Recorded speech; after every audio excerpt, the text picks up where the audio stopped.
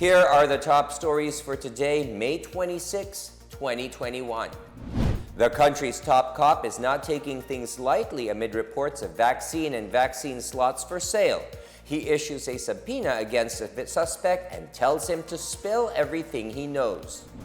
The palace calls on local government units to pass ordinances to penalize those involved in the vaccines for sale scheme, which taints the government's inoculation drive.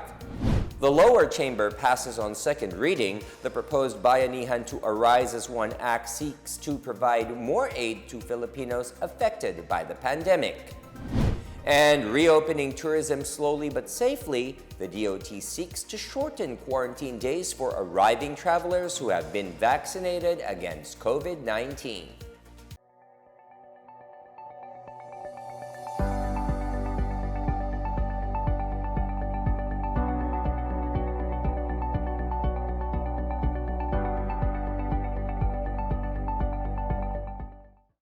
Good day, I am William Theo. Welcome to the PNA Newsroom.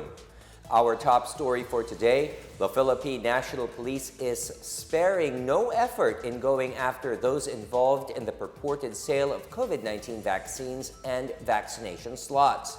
This as PNP Chief General Guillermo Eleazar invoked his subpoena power to unmask the truth behind the incident. In a Facebook video, Eleazar said police investigators have identified a person of interest who allegedly offered a vaccine and a slot to his high school friend. The suspect, however, is now in hiding and has deactivated all of his social media accounts. Under Republic Act 10973, the PNP chief and the director and deputy director for administration of the Criminal Investigation and Detection Group, or CIDG, have a subpoena power in connection to police investigations, especially for high-profile crimes. Eleazar, meanwhile, said the least that the suspect can do is to come clean and shed light on the issue. Kaya ang tamang gawin niya ay pumunta sa aking opisina o sa anumang police station upang magbigay ng linaw sa isyung ito. Huwag ka nang makipaglaro ng taguan sa ating mga kapulisan. Hindi katanggap-tanggap ang ganitong uri ng gawain, totoo man o hindi. And I will do everything in my power as your Chief PNP upang mabigyan ng linaw ang isyung ito. Malacanang called on social government units to enact ordinances to stop the alleged sale of COVID-19 vaccines and vaccination slots in their areas.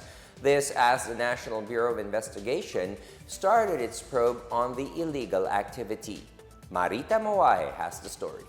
The National Bureau of Investigation has 10 days to report its findings on the alleged illegal sale of COVID-19 vaccines and vaccination slots. Justice Secretary Menardo Guevara gave Department Order number 120 to the NBI on Monday to formally start the investigation. Over the weekend, the NBI Cybercrime Division and other units were ordered to investigate upon the request of Metro Manila Development Authority Chair Ben-Hur Abalos the alleged sale of COVID-19 vaccines. In a separate statement, the local governments of San Juan, Parañaque, and Mandaluyong said investigations are being conducted in coordination with law enforcers regarding the alleged illegal sale. Manila also issued an ordinance on Monday officially banning the sale of COVID-19 jobs.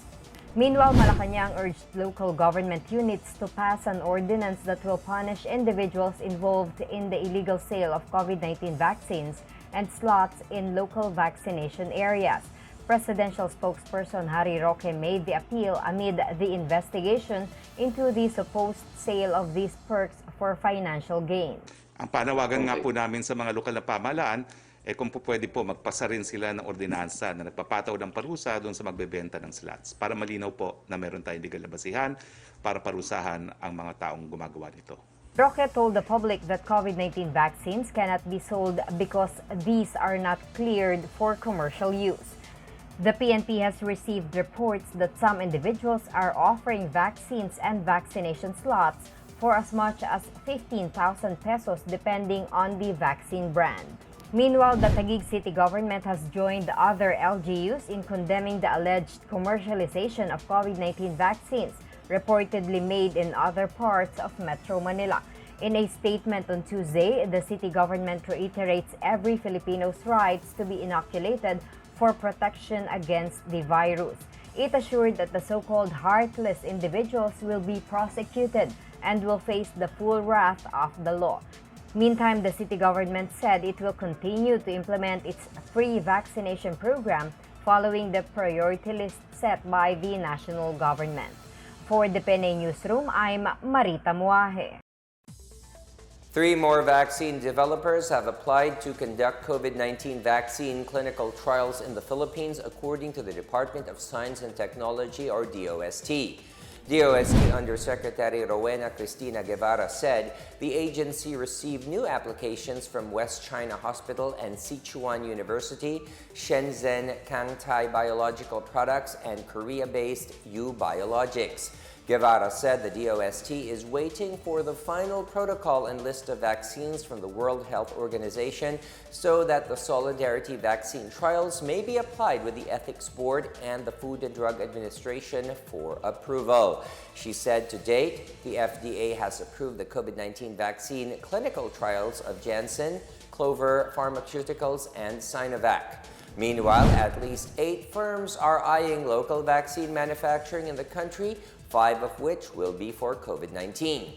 Guevara said the National Task Group on Vaccine Evaluation and Selection has been coordinating with prospective vaccine manufacturers in the Philippines.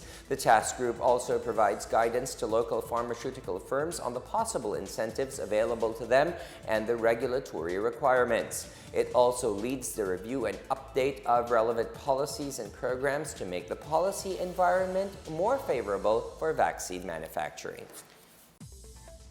The Department of Health clarifies that it backs President Rodrigo Duterte's order to prioritize Metro Manila and 8 other areas for the COVID-19 vaccination drive.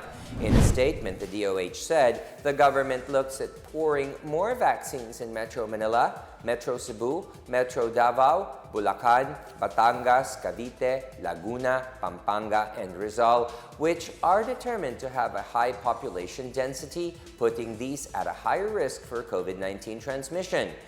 Refuting earlier reports that the DOH rejected the prioritization of NCR+, it said Undersecretary Maria Rosario Vergeres' recent statement was in response to the recommendation to allot 90% of vaccines to the NCR+. The DOH said this measure is impractical, inappropriate, and inequitable, citing the continuous need to inoculate priority population in other regions to reduce deaths and hospitalization cases due to COVID-19, and that allocation is dependent on the arrival of vaccine supplies. Based on latest data, 67% of vaccine supplies in the country is distributed in Metro Manila, Calabarzon, Central Visayas, and Davao region. In our COVID-19 related news overseas, vaccine manufacturer Moderna is planning to ask health regulators in the United States and other countries next month to expand its COVID-19 vaccines use to children aged 12 to 17 years of age.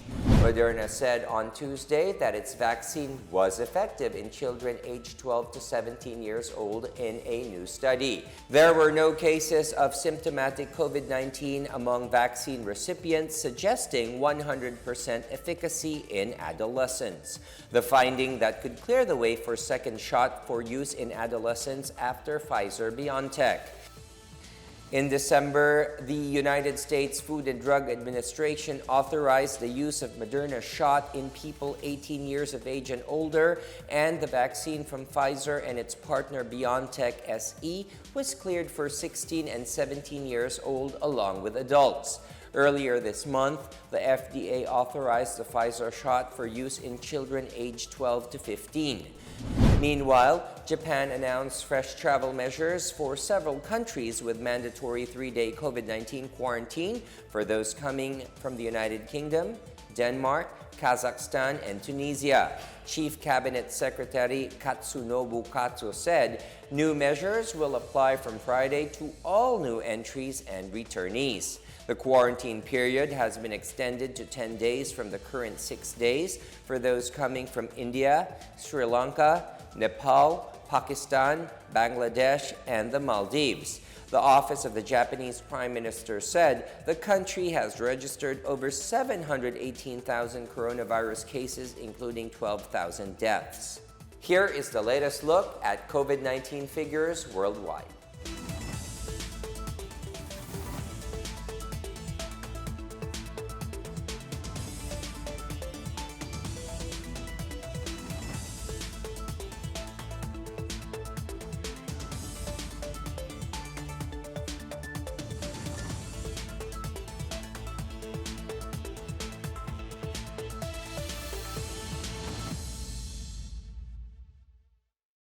Still to come, more aid on the way. The Bayanihan 3 bill is now passed on second reading by the House of Representatives. And the palace is letting the Foreign Affairs Department handle issues over China's continued incursions in the West Philippine Sea. Details ahead. This is the PNA Newsroom.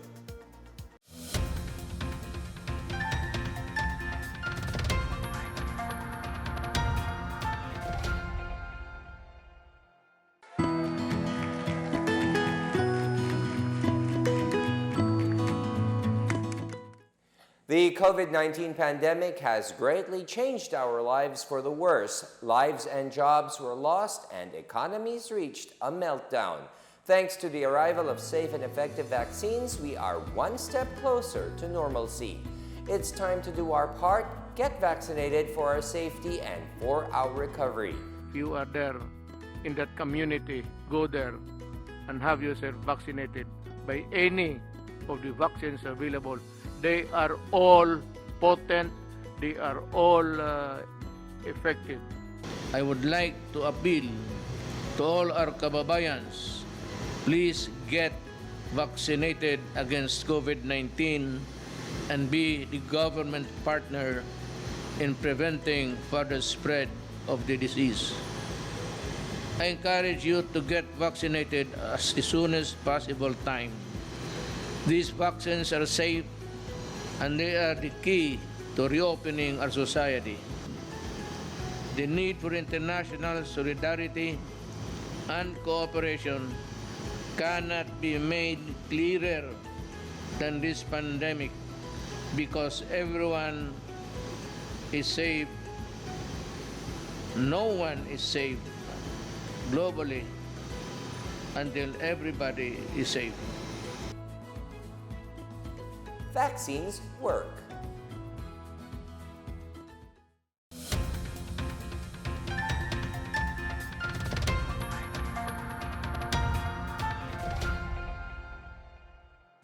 The House of Representatives on Tuesday approved on second reading the Bayanihan to Arise as One bill, or the Bayanihan 3.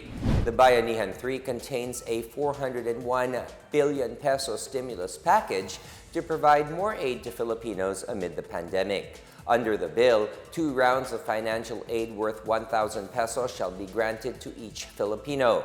Pandemic-affected households shall receive a one-time cash subsidy worth 5,000 to 10,000 pesos. The bill also offers wage subsidies, assistance to displaced workers, assistance to the agri-fishery sector and cooperatives, medical assistance to indigents, local government support fund, and support for basic education. It also states that the Bangko Sentral ng Pilipinas may make additional advances of up to 10% of the average income of the government for fiscal years 2018 to 2020 to finance expenditures to address the pandemic. Malacanang will let the Department of Foreign Affairs, or DFA, decide on the supposedly lingering presence of Chinese vessels in the disputed West Philippine Sea.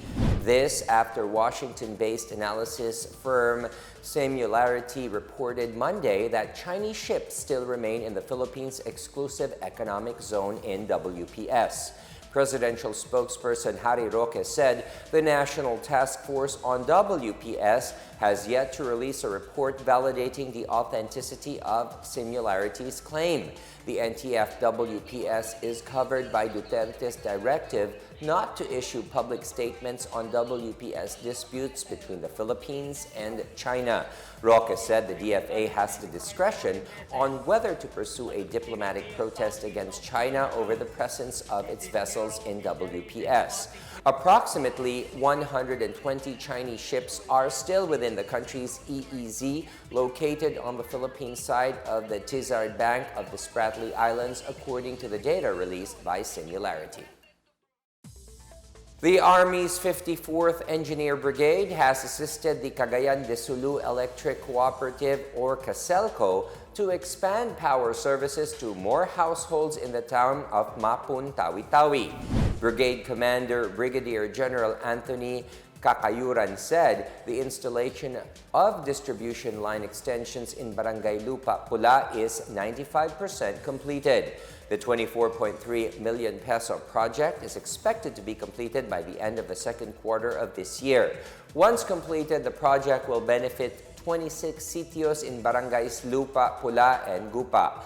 Lieutenant General Corleto Vinluan Jr., commander of the Western Mindanao Command, lauded the good governance of the local officials of Mapun and urged them to work together for peace and prosperity. In our business news, a financial expert said inclusion of more people in the priority groups of the government's vaccination program will boost gains from the opening of the economy.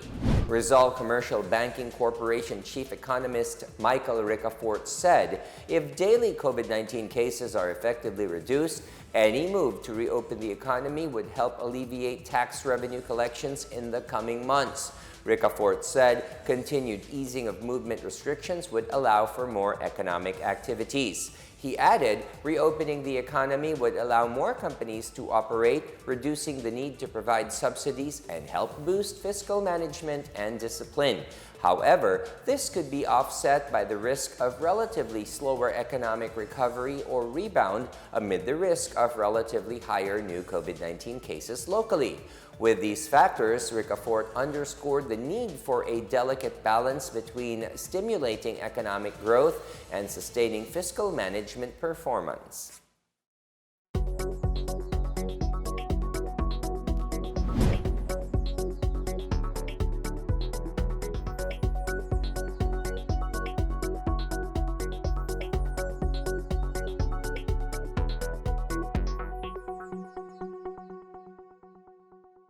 Up next, local and foreign media take a tour of Marawi City's 4 years after the siege that torn it to pieces. And Filipino-American cager Jordan Clarkson bags the NBA Sixth Man Award. Back after a quick break, stay with the PNA Newsroom.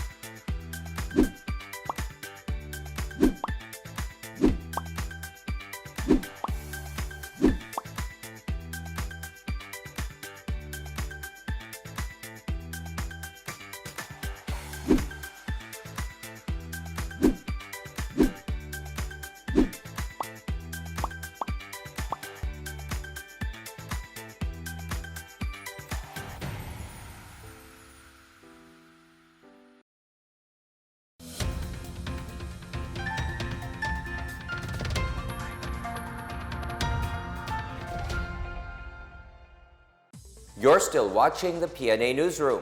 Members of the international and local media have witnessed the significant progress of the government's rehabilitation program for the conflict-affected city of Marawi during the Marawi City Week of Peace reporting event. Members of the media witnessed the inauguration of the Tolali Barangay Hall Complex and the Disomangkop Mosque. They covered the inoculation of locals at the Marawi City Hall. They also watched the groundbreaking ceremony of the construction of 8 four-story school buildings located in Barangay Moncado, Colony, Kadingilan. Task Force Bangon Marawi also showed the media the ongoing repair works for the Grand Mosque, the center mosque of the city. Later, the TFBM led a wreath-laying ceremony to remember the sacrifices of state forces to reclaim the city for the people of Marawi 4 years ago.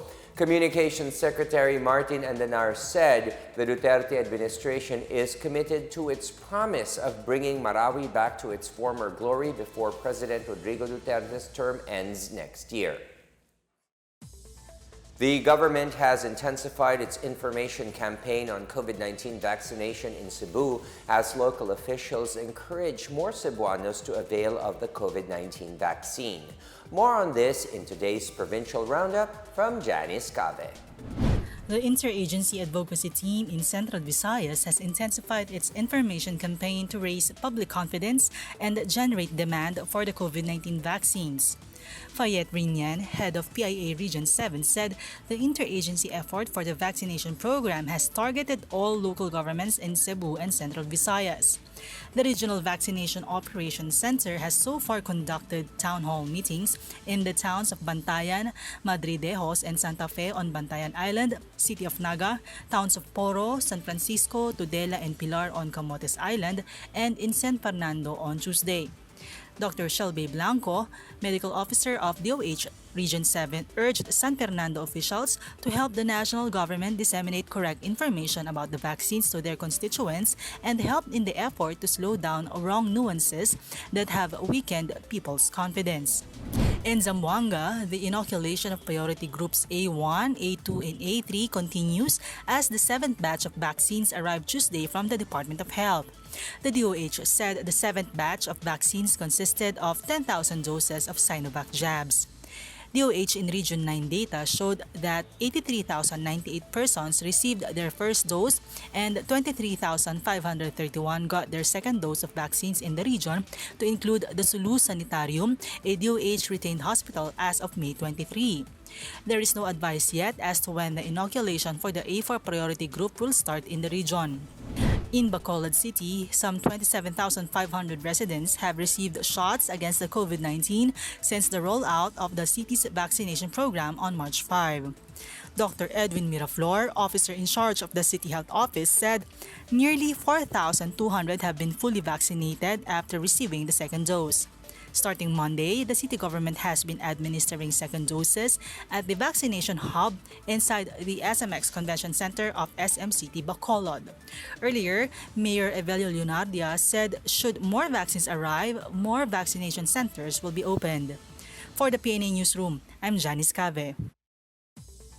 The Department of Tourism is proposing reduced quarantine period for arriving passengers who have completed their COVID-19 vaccination. The Interagency Task Force discussed the matter, including the proposed green lane for fully inoculated foreigners this Wednesday. Tourism Secretary Bernadette Romulo Puyat said all arriving passengers, regardless if they are fully vaccinated or not, must undergo a 10-day facility quarantine and another 4 days at home upon arrival to the Philippines. However, in some countries such as Thailand and Hong Kong, the quarantine period is shortened from 10 days and 21 days respectively to 7 days. The country has yet to open its gateway to foreigners traveling for leisure, but the DOT is hoping the green lane would also be considered by the IATF. The Samahang Basketball ng Pilipinas joins the fans of Filipino-American basketball player Jordan Clarkson in celebrating after he won the NBA Sixth Man Award.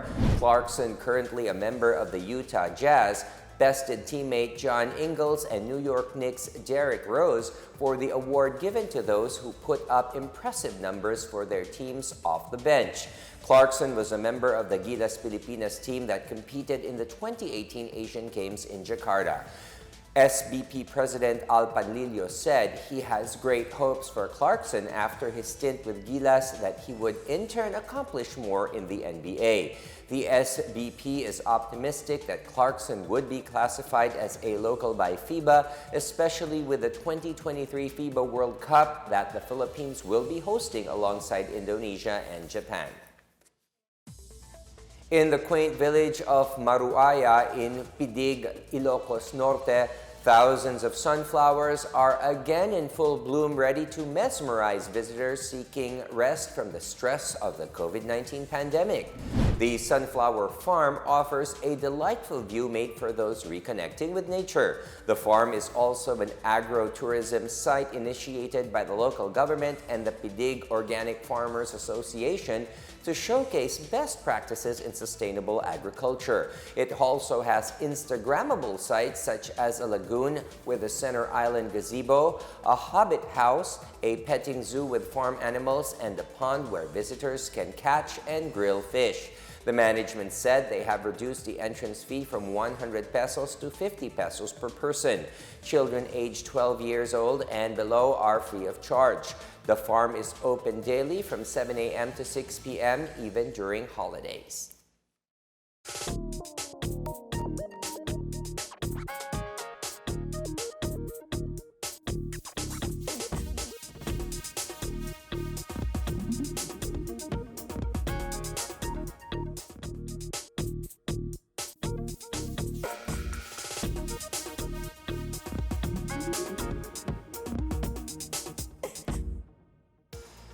Here's another look at today's biggest stories. The country's top cop is not taking things lightly amid reports of vaccine and vaccine slots for sale. He issues a subpoena against a suspect and tells him to spill everything he knows. The palace calls on local government units to pass ordinances to penalize those involved in the vaccines for sale scheme, which taints the government's inoculation drive. The lower chamber passes on second reading the proposed Bayanihan to Arise as One Act seeks to provide more aid to Filipinos affected by the pandemic. And reopening tourism slowly but safely, the DOT seeks to shorten quarantine days for arriving travelers who have been vaccinated against COVID-19. Thank you for watching another episode of the PNA Newsroom. To check more news content, visit our webpage or head onto the Philippine News Agency's Facebook and Twitter accounts. For more stories about the government and how it serves Filipinos, look for these hashtags in all of our social media platforms and websites. We are shown on the pages of the PCOO and its attached agencies. Also, watch us on television on PTV4 and IBC13. And that's your daily dose of the biggest stories that you need to know. From the PNA Newsroom, we tell stories that inspire change. I am William Theo. Good day. Stay safe, everyone.